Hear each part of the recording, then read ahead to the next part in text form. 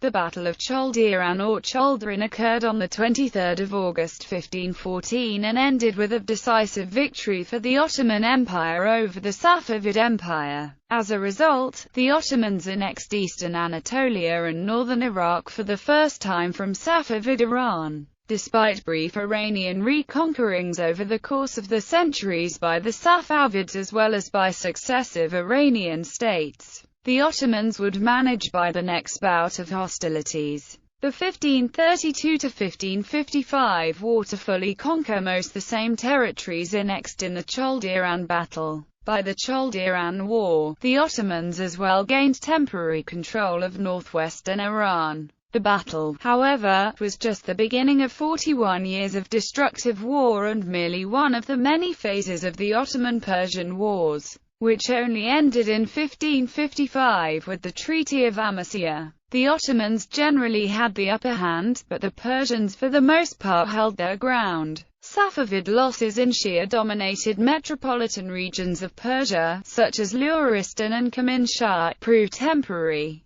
being quickly recovered from the Ottomans, but important Persian cities such as Tabriz were often the target of destructive Ottoman raids. An exception was Mesopotamia and eastern Anatolia, which, although eventually taken back, they would be permanently lost to the Ottomans by the 1639 Treaty of Zuhab. At Chaldoran, the Ottomans had a larger, better-equipped army numbering 60,000 to 200,000, while the Qizilbash Turkomans numbered some 40,000 to 80,000. Shah Ismail I, who was wounded and almost captured in the battle, retired to his palace and withdrew from government administration after his wives were captured by Selim I, with at least one married off to one of Selim's statesmen. The battle is one of major historical importance because it not only negated the idea that the Murshid of the Shia Qizilbash was infallible, but it also fully defined the Ottoman-Safavid borders for a short time, with the Ottomans gaining northwestern Iran, and led Kurdish chiefs to assert their authority and switch their allegiance from the Safavids to the Ottomans. Background. After Selim I's successful struggle against his brothers for the throne of the Ottoman Empire, he was free to turn his attention to the internal unrest he believed was stirred up by the Shia Qizilbash, who had sided with other members of the dynasty against him and had been semi-officially supported by Bayezid II. Selim now feared that they would incite the population against his rule in favor of Shah Ismail, leader of the Shia Safavids, and by some of his supporters believed to be family of the Prophet. Selim secured a jurist opinion that described Ismail and the Qizilbash as unbelievers and heretics, enabling him to undertake extreme measures on his way eastward to pacify the country. In response, Shah Ismail accused Sultan Selim of aggression against fellow Muslims, violating religious sexual rules and shedding innocent blood. When Selim started his march east, the Safavids were invaded in the east by the Uzbek state recently brought to prominence by Abu Ifath Muhammad,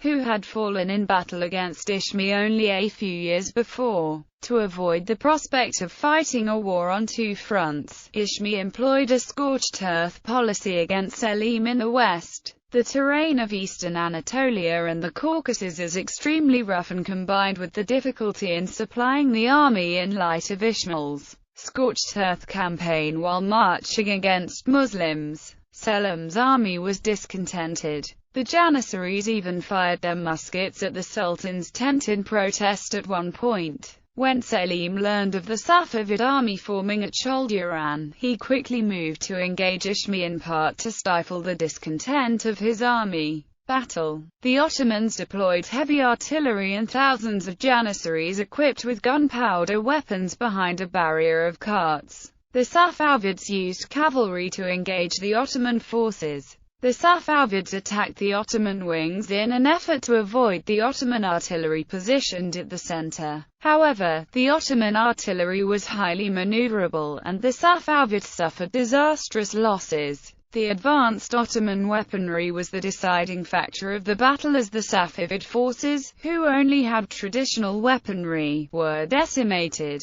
The Safavids also suffered from poor planning and ill-disciplined troops, unlike the Ottomans. Aftermath. Following their victory, the Ottomans captured the Safavid capital city of Tabriz, which they first pillaged and then evacuated. The Ottoman Empire successfully annexed the eastern part of Anatolia and also northern Iraq from the Safavids, despite several brief as well as long-lasting regains during subsequent wars and battles against the neighboring rivaling Safavids, as well as other successive Iranian states. However, Ottoman hold over eastern Anatolia and swaths of Mesopotamia wouldn't be set until the 1555 Peace of Amasya following the Ottoman-Safavid War, and effective governmental rule in islets would not be established over these regions until the outcoming result of the 1639 Treaty of Zuhab. By the Chaldiran battle, the Ottomans also gained brief control over northwestern Iran.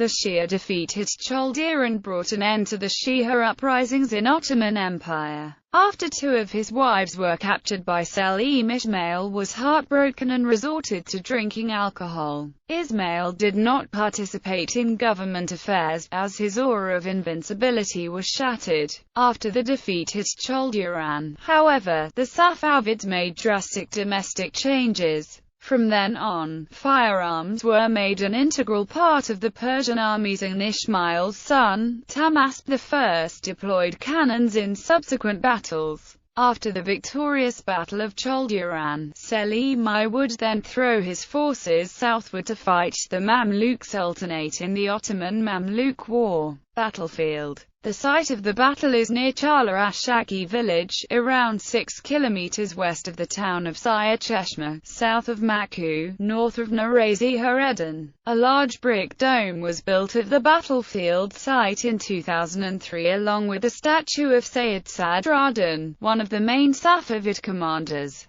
Quotes. After the battle, Selim, referring to Ismail, believed that his adversary was always drunk to the point of losing his mind and totally neglectful of the affairs of the state.